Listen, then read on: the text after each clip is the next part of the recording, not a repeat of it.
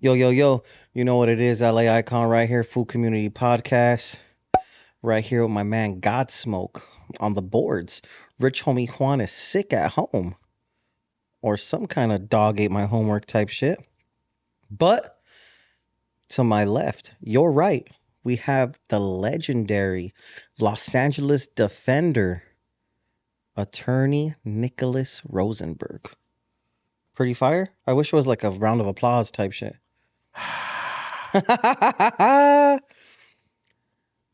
And thanks for having me on the show. Long time overdue, and the numbers are looking great, bro. Thank you. Thank you very much. Supporting you.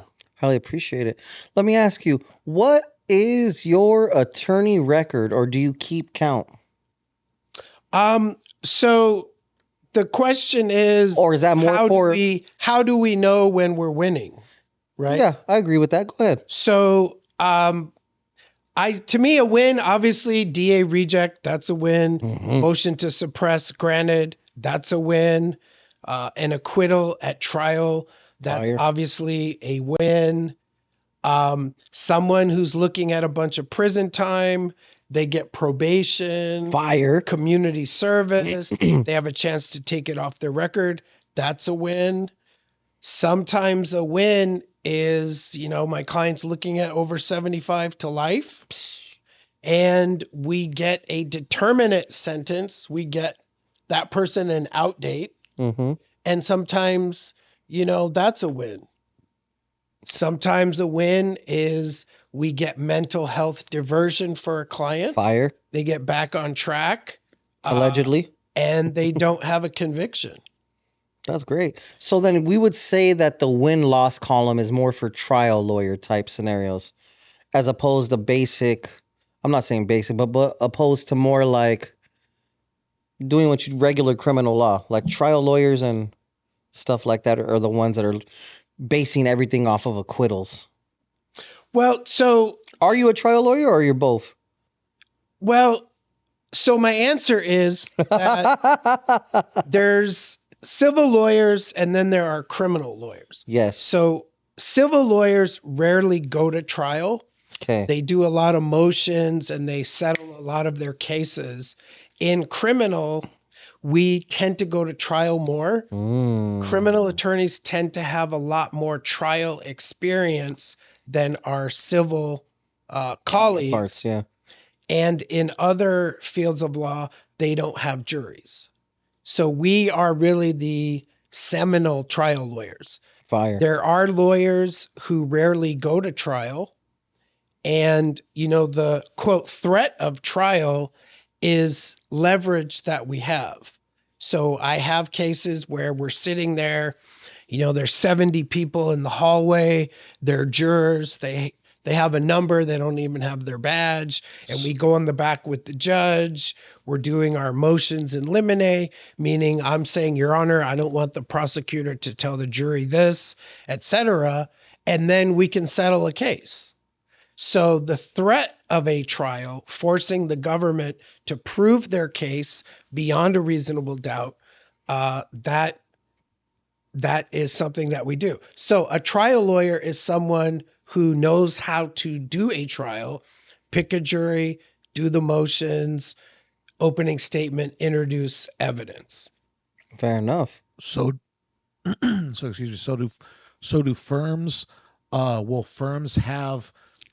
So they'll have different lawyers on a case, and then will they have like the trial lawyers chilling until it's time to go to trial, or will a trial lawyer essentially work the whole case? So for civil firms, it's more like the partners are the litigators. They're the ones who do the trials, and they have a hierarchical system. For criminal attorneys, a lot of firms will have the well-known attorney, but they'll have a bunch of associates, paralegals, etc. So at my law firm, it's pretty much me.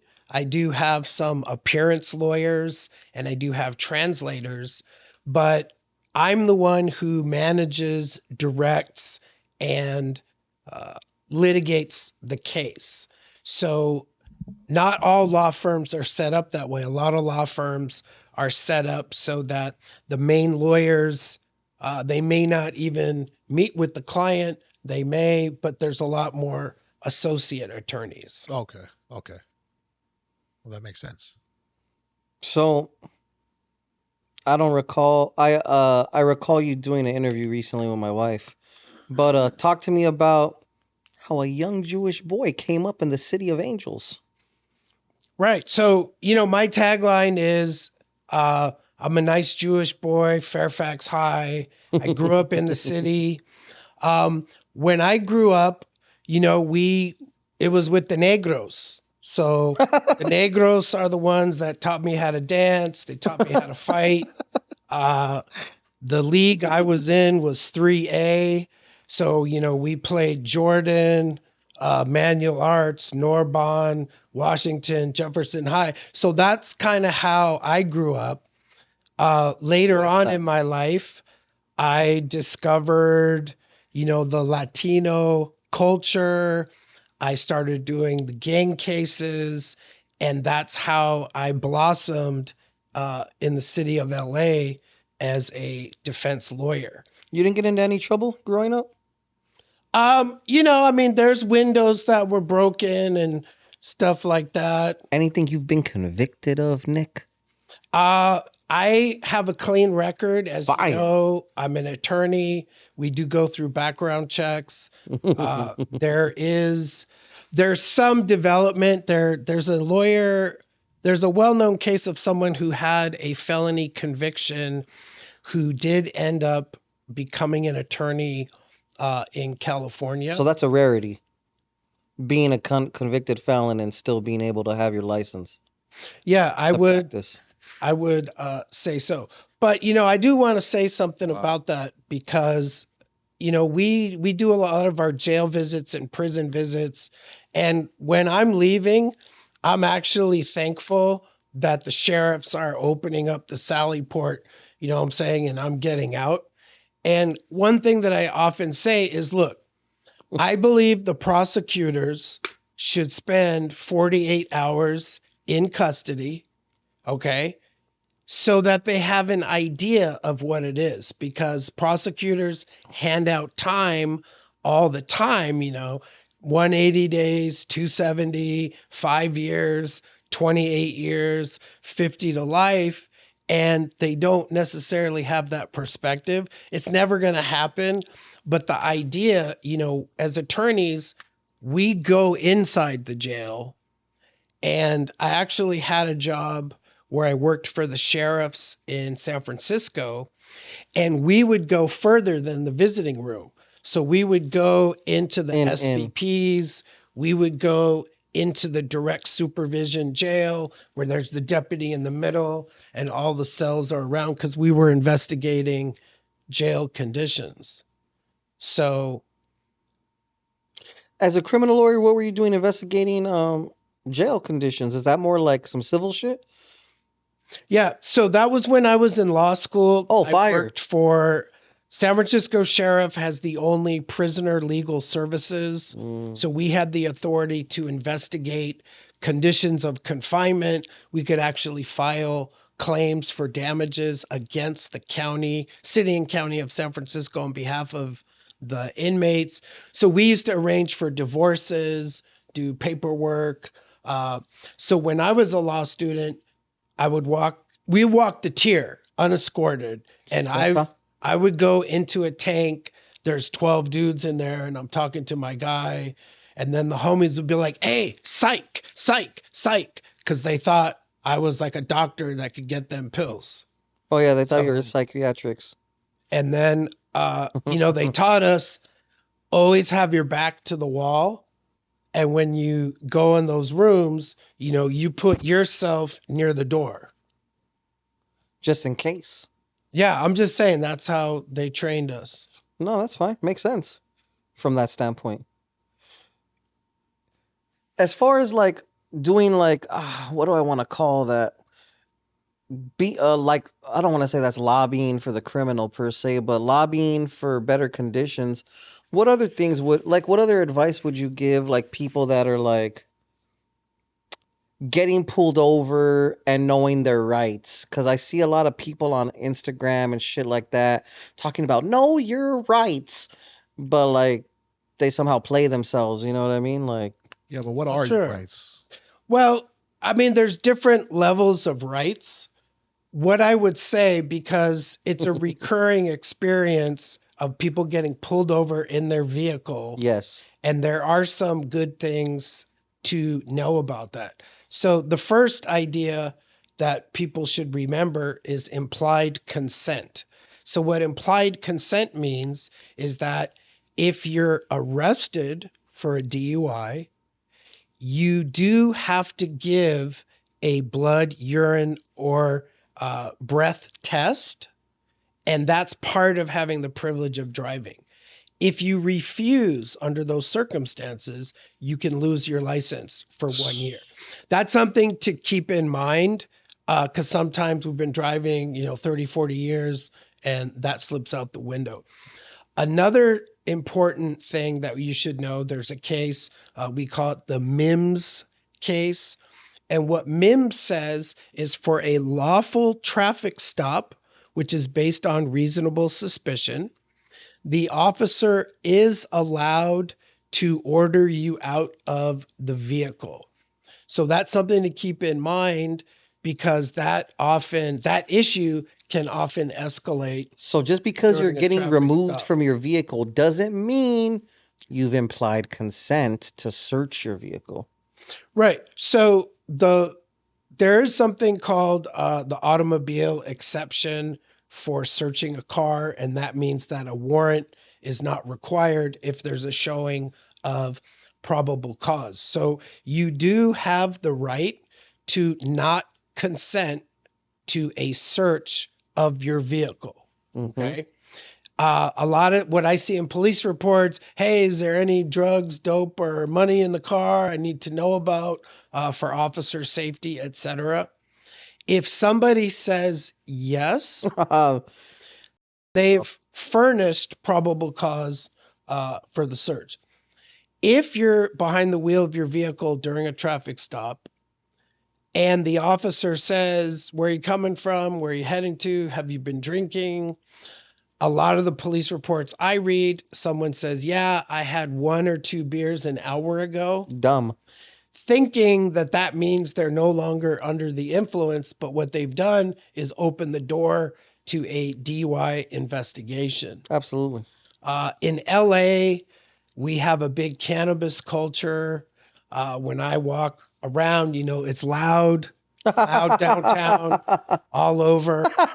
And, it's a big industry. I think our exports in California are on par with the wine industry, and it's important to our economy. But people do smoke out in their car. Okay. So the issue is the cops believe if they smell burnt marijuana, freshly burnt marijuana, that provides them probable cause to search the vehicle. And there are cases that say that alone does not. Now, if an officer pulls you over and they look in and they see a shotgun, now they can conduct a firearms investigation because it's not properly stored in the trunk. So that's a recurring theme. And, I see there are cases that talk about the ashtray in the console with the unburnt uh, cigarette that's not lit. And that also was upheld in that case, saying that did not furnish probable cause. If the officer wants to search your trunk, that's considered to be a separate search from searching the interior of the vehicle. We call that the quote passenger compartment. Any containers inside the vehicle, like a backpack. Nowadays, everyone's got a satchel. What's in the satchel? Sometimes there's something in there, but that is a separate search from the interior of the passenger compartment. And we do have cases where it's an issue. What was the probable cause to search the trunk? What was the probable cause to go ahead and open the backpack. I saw a video that you had posted on your Instagram where a subject was pulled over by the police. A subject. I'm, you know, I'm just fucking I with you. guess. He was pulled over by the police, and the police officer said that he had smelled burnt marijuana in the car, so he searched the vehicle. He did not find anything in the vehicle, so he decided to search the trunk after that. Now, in the trunk, he found about 3 pounds of a controlled substance, and I guess the sum of the video was that it was rejected in court. Why? Sure. So anytime I have a case where what my client tells me the facts, Yeah. I'm looking through a checklist of whether or not we have search and seizure issues. Uh-huh. So in any traffic stop, the first obvious question is, was there reasonable suspicion to pull somebody over? There is a phenomenon that we call DWB, okay? And sometimes people do feel racially profiled. What's DWB stand for?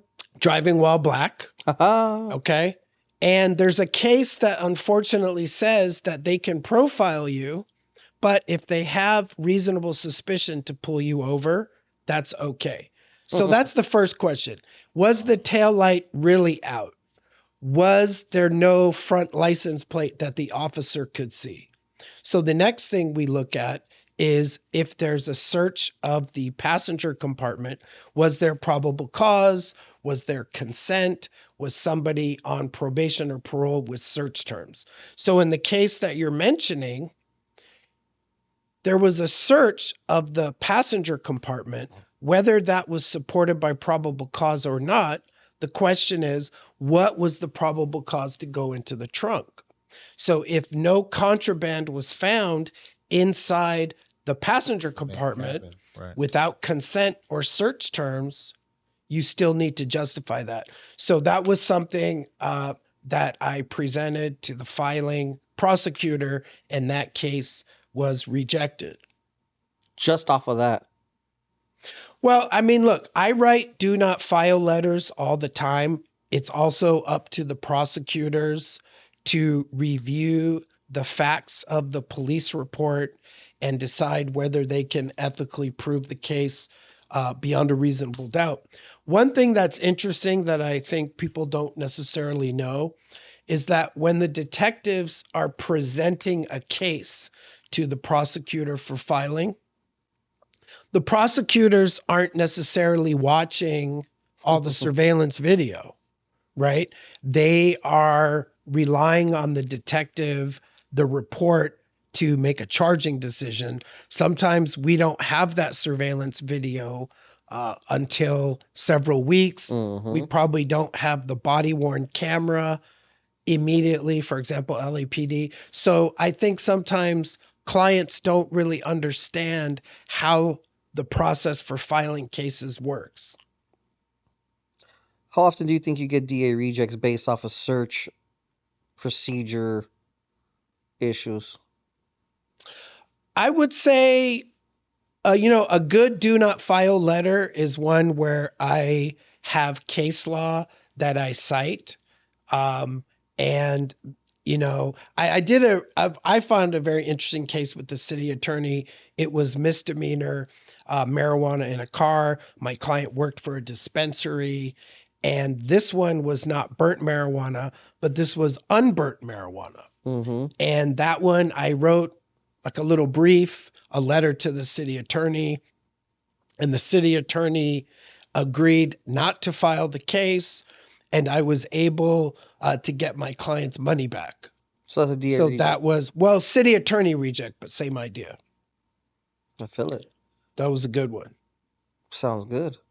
So for the people that don't know, a do not file letter is you pointing out different reasons on why they should not go through with filing the charges, right? So like possible search violations or uh, things of the sort. Like, yo, hey, you did this wrong. This might not stick. You shouldn't file it. Is that kind of more or less what a do not file letter is?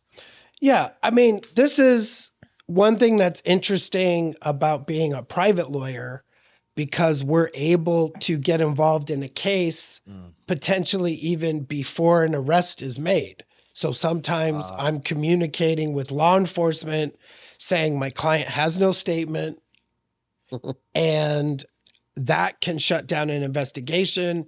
I've had cases where I will interview an alleged victim. We've done cases where we do a civil compromise. They get paid for their damage on a vandalism. And then we contact the detective and he says, you know what? I'm not even going to present the case. If a detective presents the case to the prosecutor for filing consideration, that's when we contact the prosecutor. And I've done that. I did one, City of Santa Monica, city attorney. My client was arrested. She's a female, and she was arrested because her boyfriend persuaded the cops that he was the victim of domestic violence. I was able to establish to the prosecution that actually she was the victim and no case filed. So public defenders, appointed lawyers, you have to wait until the first day of court. But private attorneys, we can sometimes help the case before it's actually filed. What are some highlights from your days as a public defender? And has anyone ever called you a public pretender? So when I was a public defender, I was in some very poor counties. I was also The Tenderloin. in Ventura as a public defender. Oh, sick. And people have called me different names, what's up, dump truck, blah, blah, blah. The reason that I had a slogan, arrested, hire a fighter. A lot of people have told me over the years, my lawyer, they didn't fight for me. They didn't do SH, whatever. They didn't do it. And people have felt that public defenders aren't doing anything for them. Now, as a former public defender, I will tell you there are good lawyers, conscientious lawyers out there. The caseloads are very high, so it's difficult for them to get as invested with the client's family, etc. How different is the pay from a public defender to a private lawyer? Significant? I think it is. I think my first public defender job, I made about 50,000 a year. Back then, that was good, though. And I was stoked. One thing to keep in mind is that as a private lawyer, we do have a lot of overhead. So just keep that in mind. If you have a nice ass office. Well, I mean, we have different things. But one thing I will say that Do you have a nice ass office, Rosenberg? My office is very different from most law firms. It looks more like an art gallery, kind of like one big room, and you can see CCB and the federal courthouse from my window. But just going back to the idea of, compensation, it's important to me that I put money back into the community that supported me. So I do try and contribute, sponsor. Facts. Because again, I'm not here, Rosenberg. I'm just taking money. No, I'm trying to put something back in to invest in the community, help people out, opportunities for artists. We do the music. So I've tried to do that. And as a public defender, you're never going to be able to do anything like that. We look forward to you being a sponsor here again at the food community. But So when I walk up in the office and I'm like, damn, he's living good, but we know he's giving back to the people. Yeah, I feel that. Appreciate you. So If I can, there's a topic that I wanted to bring up Do your thing. that I thought is helpful. So I get a lot of inquiries regarding police, excessive force, injuries, potential civil rights, cases. I do not do those. I refer those out.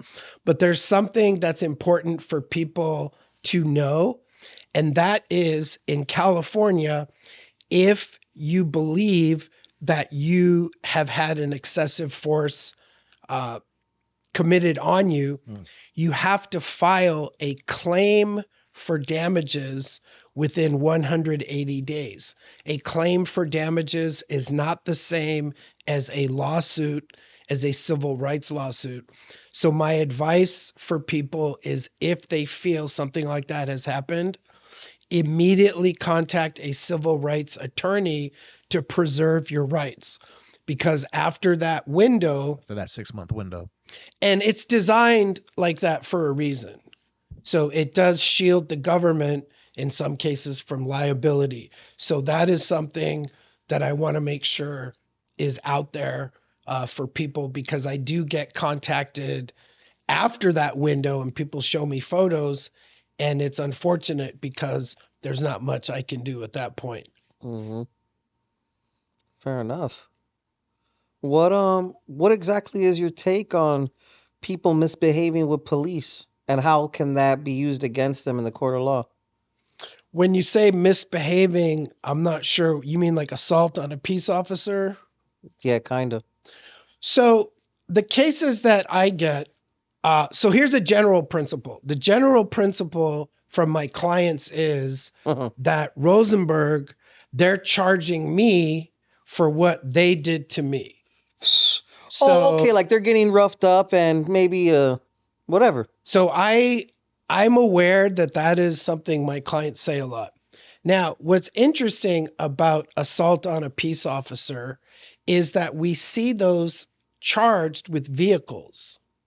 I understand. So what might be an accident, somebody, they're messing up, they back up and there's an officer nearby, we see charges like that. Now, there is a case that says you're allowed to defend yourself in the face of excessive force. My advice to people during a search warrant or during an arrest is to comply, and then we'll deal with it later in a court of law, because there are excessive force cases out there. I have seen pictures, and that's my general advice. Now, there are situations where someone is having a mental health event. There are situations where people are very intoxicated, and I have clients say, "Hey, Rosenberg, I blacked out, bro. I have no idea what happened. I know I woke up and this is how I looked." Have you ever, I don't want to say counter sue because that's not what it is, but hey, have you ever gone to court and the court's like, damn, they really this fool up, and then somehow you get the case dropped off of them getting excessively forced? So the issue is, what can we as defense attorneys do when our client tells us they used excessive force? So the first answer is, if there's a potential civil rights claim, to refer someone to a civil rights attorney to preserve their rights. That's the first thing. The second thing is, sometimes police officers have a prior history of excessive force. So sometimes part of a defense to a criminal case is filing a motion to get police officer personnel records. We call that motion a pitches motion. So what's interesting about this area is, sometimes if the prosecutors know that their officers have a lot of complaints, it can assist us in getting a better resolution, even a dismissal. Now, this is a very interesting area of law, because there's a case I've talked about it before. A lot of people are familiar with it. It's called Brady versus Maryland. And what that case says is that the prosecution, including the law enforcement agency, has a duty to disclose to the defense exculpatory information. So nowadays we get what we call a Brady hit. And that means the prosecutor sends us a notice saying, for this officer, we believe there may be something in their personnel file, but if you want to find it, you need to file a motion. Now, 25 years ago, that was unheard of. So nowadays, we do get those hits. Having said that, in my experience, the prosecutors don't necessarily give those hits as much weight as they might have because it's all very routine. But that's how that can come about. The other thing I'll say is, 20 years ago, it was harder to convey to a jury that the officers may be lying. Mm-hmm. Okay. Now, jurors are more inclined to be receptive to an argument like that.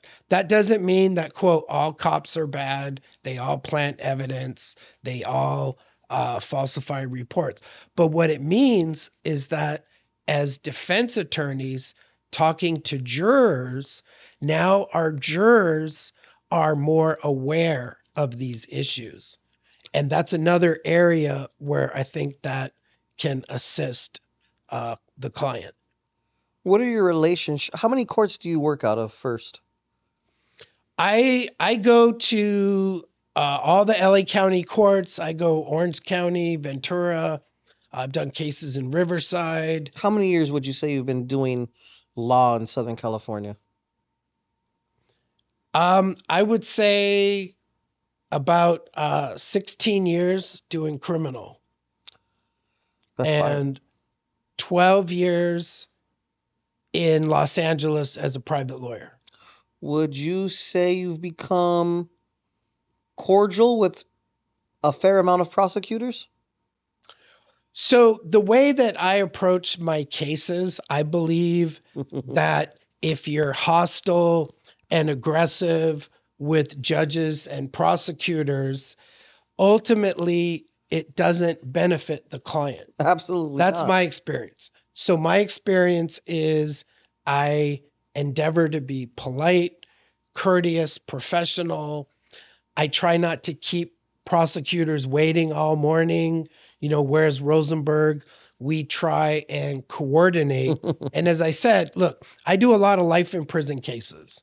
I do cases with gang enhancements. I do cases allegedly involving prison gangs, etc. So if I am coming at prosecutors and judges and being difficult, it's just not going to help. That's my own experience. Again, other lawyers have tried different approaches. That's the approach that I use. Fair enough. Are there any standout cases that you're able to speak about that struck you as like wild, like just crazy, like outlandish type shit? Yeah, so there are some, quote, colorful cases out there, and I don't want to say too much, but I had a case in Orange County where client is alleged to have ties to the prison gang. And at first, the prosecutor's theory was absolutely untenable. And so, without saying too much, basically, they had a stupid theory that didn't make any sense. And I went through 19,000 text messages. God. And I was able to find text messages that showed that their theory was absolutely baseless. And my client and we really got into that. I did a motion challenging. It was an indictment. And this was crazy. And it ended up that some of the cops had some issues. It was Orange County. Don't want to speak on it. Yeah. It was in the paper.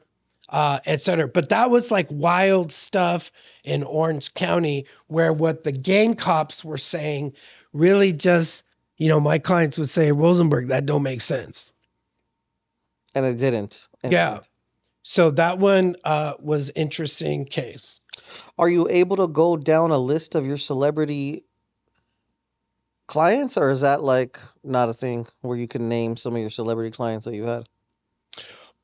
Well, so I mean, I've done posts with my clients. So, shout out to CMAC, shout out Conejo, shout out Misfit Soto, Baldacci has pulled up, RIP Suede. There's a lot of different folks who have come through the office who have ties to the community, Absolutely. and dinero, and shout out N-Dub. The list kind of goes on On and and on. on. Fire. But like I said, las calles me conocen. So I'm blessed. I'm blessed. Okay, so I know a vast majority of everyone you just named right now. I actually know every single person you name right now. I've worked with every single one of them, literally. Um, so yeah, like I've worked with basically every single person that you've had on that list. One of them is no longer here with us, and he was in jail when he passed. How was your case scenario with Money Sign Suede? Like, how did that work out for you? Right. So when I worked with Suede, I spent a lot of time with him.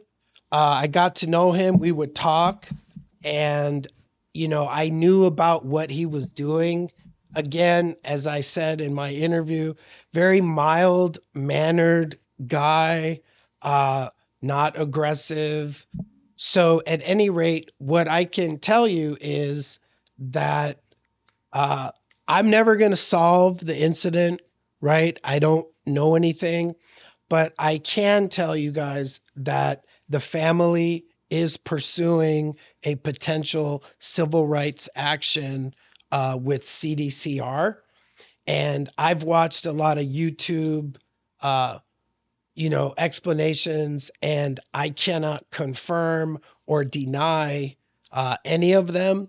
But, there's a lot of community outpouring on behalf of Money Sign, and again, RIP.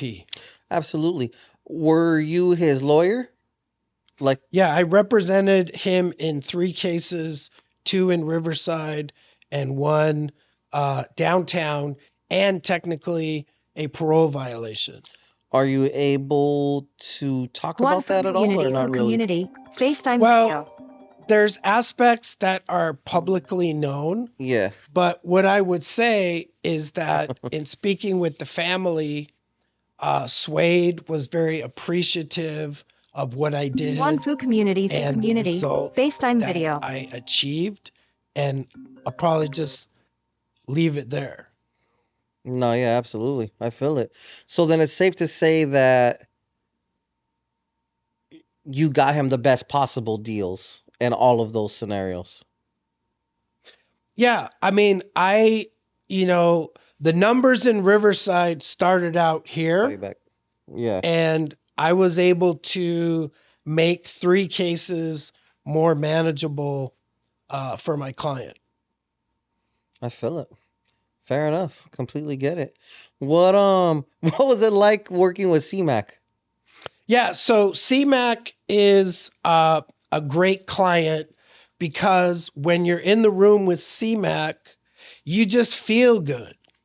You know, I've interviewed him he like 5 times. He's great. he's a funny guy.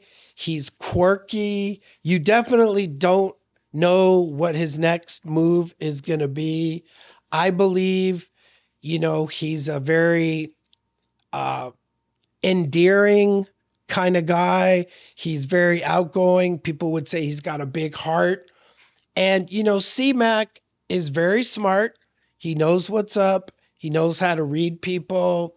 And, CMAC shows me love. So I show CMAC love. I'm 5'5" Crip. Um, and of course, my pal. Shout out to you, Buckaroo. How's it like working with Conejo? Yeah, so in 2018, I was surfing on my gang expert website and he posted The Tax Collector, the movie. And Hmm. I was like, what is this all about? So I started kind of surfing. And then actually, Conejo hit me up and he invited me to the show that he did in 2018, which obviously that was, after he got out in February, that was his first show basically in 16 years. So I went to the show and through that, uh, we kind of bonded. And Conejo is a very smart guy, very astute at reading people, over 100 albums. So, he's got so much creativity there. And, we became friends. So I was able, he had voluntary manslaughter with a 5-year probation, 6 years, we call it ESS, suspended sentence over his head, and it started out as a special circumstance murder. So when I filed the paper, This is for the original case, right? yeah, this is from the The original 20 years ago shit. correct. At that in So you 20 worked that case recently. Well, you know when. Whenever well, it was. I'm the one who terminated his probation on that. So I Fire. got rid of the joint suspension. But we went to court 5 times and I'm telling you that the judge knew the charges because he saw the minute orders and he saw the offer and the deal and he was not feeling it. First day we walked in, judge was not feeling us at all. So in the course of that representation, I was able to get the judge to understand that Conejo as an actor could not be on felony probation for cast insurance. And so we went through a lot of stuff, and that was my analysis for the case. I was Fire. able to terminate the probation, and then I was able to expunge it for Conejo so that his recent case, it's as if it never happened. And then through Conejo, I got involved with a lot of the Chicano rappers, movement, the actors.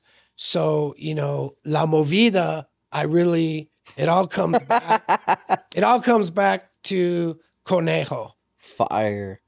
So Conejo put you on in our racket.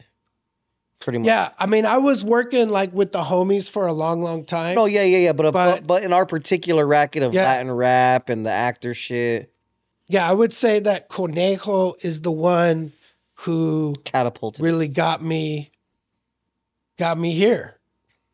Dope. Yeah, I like it. that's the homie right there. Facts. And shout out to Prime too. Shout out to Prime. I remember once upon a time, many years ago, I think at least 4 or 5, something like that.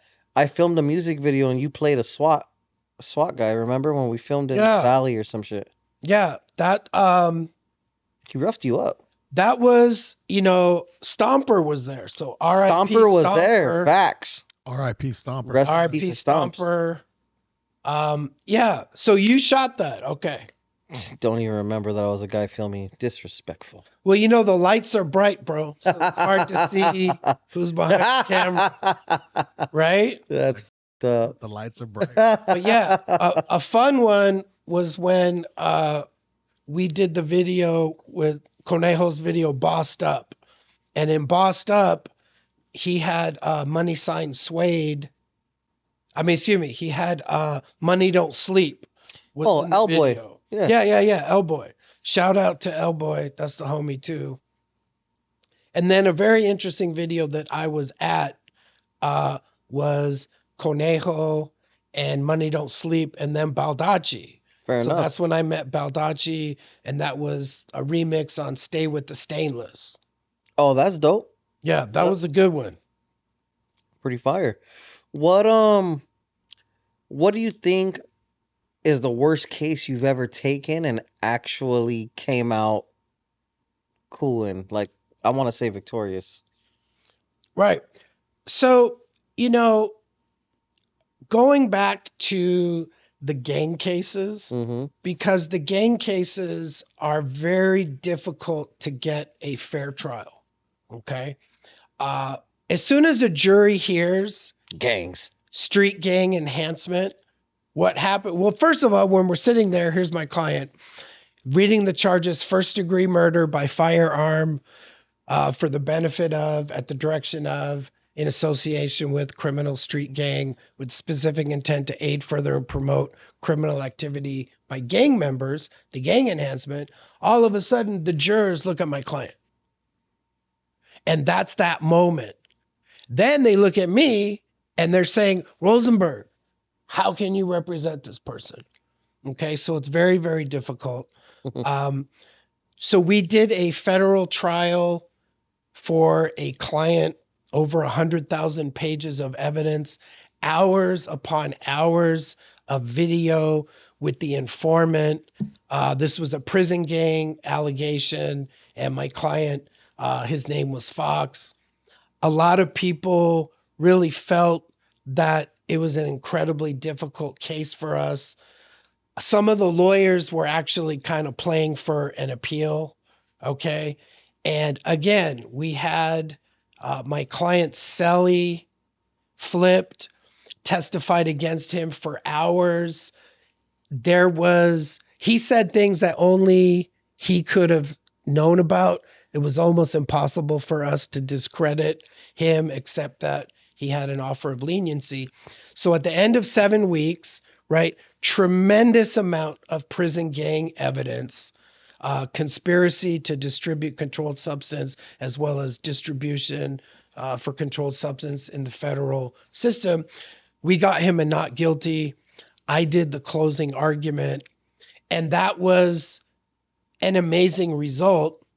Since 1996, when they did the first RICO in Central District, that's the Black Dan Barella case, nobody at that level of a prison gang has ever gotten a not guilty. So that is probably that's kind of the big case. Fire. That started out, I mean, I'm telling you, everyone thought the plane was going to hit the runway, except my client. Client always said, hey, Rosenberg, that case is BS. But that's a whole other story. What kind of cases do you like taking? I'm sure you like taking them and all, but like for instance, a tattoo artist will tattoo anything on you, but he has a specialty. What's your specialty? Gang shit? Yeah, I mean, I've said this before. A lot of private lawyers don't like gang cases. Okay. They're very difficult. They're very time consuming. The evidence can be very prejudicial. There is a recent change in the law that I should clarify, and that is that under the old gang enhancement, we used to have a right to ask for a bifurcated trial, meaning prove the underlying charge, and then if the jury votes guilty, then you do the enhancement. But the judges never did it. So last year in January, they changed the law and they said if the defendant requests it, prosecutor does the case in chief. And if there's a guilty verdict, then we do the gang enhancement. So at first blush, that sounds great. We're going to clean up all that prejudicial evidence. The jury's never going to hear it. Well, the problem is that judges let gang evidence back in for motive, identity, etc. So we're able to change the scope of the evidence, but it still comes in, and that's just, The same. It's still just as damning. that's kind of how it is. But it does help us a little bit. So the challenge on the gang cases, again, is that the clients very often are very suspicious of lawyers, right? They've been upstate 1, 2, 3 times. They've got prior strikes, and they're not used to an attorney who's not judging them, who's actually trying to defend them. So in those contexts, when I get a not guilty, it's a win. And this is what I say, right? There's 10,000 LAPDs, there's 1,000 LA County district attorneys, 250 city attorneys. If Rosenberg gets the not guilty, I keep the win. Does it ever weigh on your conscience, any of the cases or anything like that? I'm not talking about innocence versus guilt. I'm just talking about the mental burden of the amount of bullshit you have to sort through on a daily basis being a big criminal attorney. So the answer is I think there's kind of two parts to it.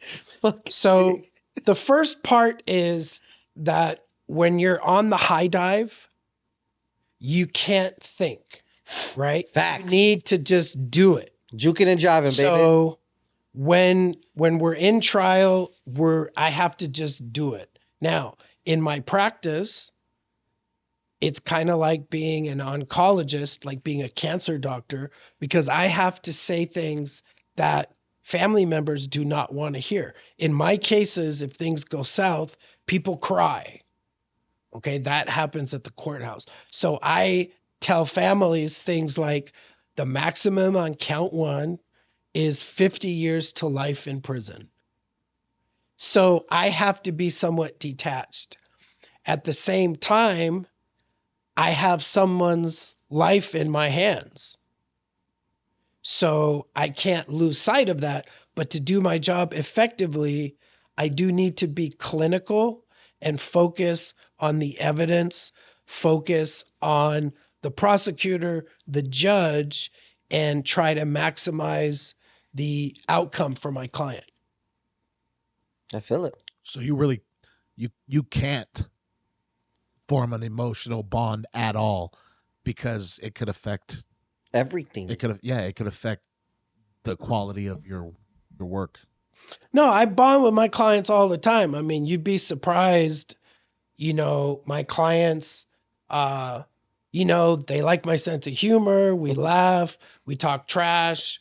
That's not what I'm talking about. What I'm saying is that if all I think about is the maximum, then I'm paralyzed to do my job. Right. So I need to go into a zone where I'm operating to benefit my client because I can't be like the family member. I need to effectively represent my client. Makes sense. So that's what I Definitely. mean. But my clients are hilarious. I'm telling you, we have fun in the back. That's crazy. And another thing that I'll say is that my clients are very smart. They're very good at reading people. Okay, they're very, very, very good at that. And a lot of them, they spend time in law library. When I win, most of the time it's when I have a very close relationship with my client. I try not to be the lawyer who says, "Hey, bro, you don't know anything. Everything you say is rejected. I'm top dog." Mm-hmm. Because remember, clients, especially in custody, they really are thinking about their case, right? So they're like an engine generating ideas. So I do listen to what they say. And if they have an argument, I try to present that argument because they've said, "Rosenberg, what about this?" Yeah, if it makes sense, it makes sense. Mm-hmm. Not mad at that. What you got for this fine gentleman back there, sir? What's with the cowboy boots? Oh, yeah, I was going to ask about that. Good job. Right. Okay. So the joke, and this is a joke, is the cowboy boots are part of cartel chic. Okay. So that's the joke. But, I started wearing cowboy boots. It's kind of like playing against type. And, it works. I wear my flag pin, proud to be an American, defending the Constitution. But when people see me, they're not really used to seeing Rosenberg, right? Mhm. And that's kind of part of the experience. So cowboy boots are very comfortable. And again, we're in city of LA. It's a very urban environment, and it's just evolved into part of my signature. We are in the wild, wild west. I like it. You didn't like that? I love it. I like the boots. So what kind of fucking I dig boots 'em. are they, Nick? These are Lucchese, which are handmade in Texas. People So, that wear yeah. boots are gonna be like, damn, those are badass. They may. There's different boots. See, part of the thing with the boots, again, is that most lawyers in this area, they don't wear the boots, Of course. right? You go out to the rural areas and, you'll They see. may. I like it. Trump or Biden, Rosenberg. Whoa. Well, I try and stay out of the political realm. For my community organizing days, I am a Democrat. Historically. And, people have asked me if I would defend Trump, and they asked me that before. As a defense attorney to defend the Constitution doesn't say you have the right to counsel unless you're in a street gang or unless you're in this political party. As an attorney, I try to there's a lot of drama on social media and there's tensions here and there. I try and stay above all that because I need to represent clients. So that's what I do. I try to get like a hall pass through all of that stuff so that I can defend my client no matter where they're at. So that's what I try to do. I like it. Bit effective. Is there anything else I should ask you, sir? Yeah, so one thing that I do want to talk about is a lot of my followers know I have no statement. I want my lawyer. And that's what you say when the police are interrogating you, when the detectives are there. You have a Fifth and a Sixth Amendment right to say that. The latest push is don't talk in the tank. So, what that means, especially for a cold murder case, is when the detectives pull you out and they say, hey, man, you're here for a hot one. They show you some pictures. They say, we got your car. And then they put you back in the tank. That's called a stimulation session. So you know what crime they're investigating. And when you go back to the tank at the police station, there are one or two people in there saying, hey, man, what you in for? I'm here on a hot one. Oh, what happened? What do they got? No face, no case. And they start getting you talking about the incident. We call that a Perkins operation. And I see those in almost all of my murders, especially cold murders. And often that is the main evidence against my client. So, especially, for people who don't have the experience in criminal justice, don't talk in the tank. And I'm trying to make sure people have heard that before. Makes sense. What's a cold murder? So a cold murder is, let's say there's a shooting, there's a decedent, officers come within minutes, they investigate the crime scene. A few moments later, someone is arrested. That pattern is not a cold murder. So imagine the same thing happens, but 2 years later, somebody becomes a suspect. Okay. And then they may get an arrest warrant, and then they may arrest that person and investigate. That's a cold murder because it's not at the scene of the crime. And cold murder investigations are very likely to have a Perkins operation. Okay. So it's a usual thing for them to try to plant people inside that tank, get you to talk, Right. So as well as have the tank wired. Yeah, so there are recordings that we get. So the issue is, and I've talked about this before, there are 3 Supreme Court cases to know about. Everyone knows Miranda. A lot of my clients say, hey, Rosenberg, they never read me my rights. Well, the thing is, Miranda protects you from an incriminating statement that you make in the absence of the advisement. So if you're in custody and you're being interrogated and you don't say anything, Miranda's not triggered. But the key to Miranda is that you know it's the police who are interrogating you.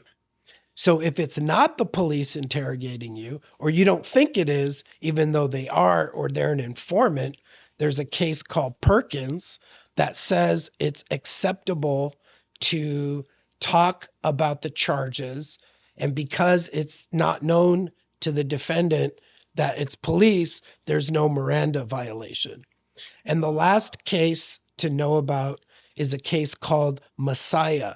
And what Messiah says is when the right to counsel attaches. So the Perkins can happen at the police station, but when you go to court and you're charged, and then you have the right to an attorney, they're not supposed to do a Perkins operation anymore. So the key is don't talk in the tank before means you're charged. at the police station in the lockup. Before you've been charged. Correct. Makes good sense. Wow. That's wild. So they're really taking like extra measures to get you. Well, I mean, look, to admit, right, to make their case easier, obviously. in California, the police are allowed to interrogate a suspect and mislead the suspect. They can exaggerate evidence. Okay. They can present false evidence. I had a case where the police made a photo 6-pack and they made an identification and they showed it to my client and they said, look, this guy's already given you up, etc. So that is the environment that we operate in. That is why my advice is I have no statement. I want my lawyer and don't talk in the tank. Makes sense. Pretty deep. Don't leave any room for self-incrimination. Facts. Well, I'll make sure all your contact info is on this, of course. Speed dial. Yeah, that too. Is there anything you want to leave the people with before we clock out today, sir?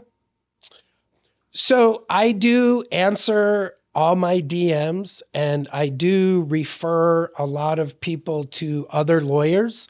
So that's something I do. So if someone has a question, employment law, civil rights, family law. So I do refer a lot of cases to other lawyers.